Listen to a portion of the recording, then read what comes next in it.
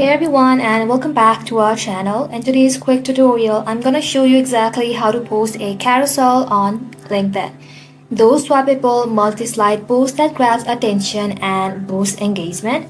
So for that, first of all, open up your LinkedIn application or simply visit their official website. So before that, you will need to design your carousel as a series of slides.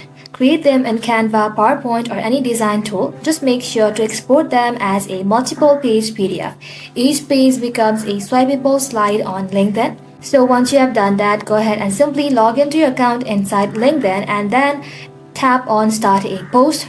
Inside here, you want to go ahead and simply tap on this plus icon, and then you want to go ahead and tap on Add a Document. Go ahead and tap and choose a file, and then simply select the file that you have downloaded from Canva, PowerPoint, or so on, and inside here go ahead and select it. So once you have selected it, you want to go ahead and simply give it a title, and once you have typed in the title, go ahead and tap on Done. But before that, make sure your PDF is loaded completely. So once it is done, tap on Done right over here, and then inside here go ahead and type in your caption.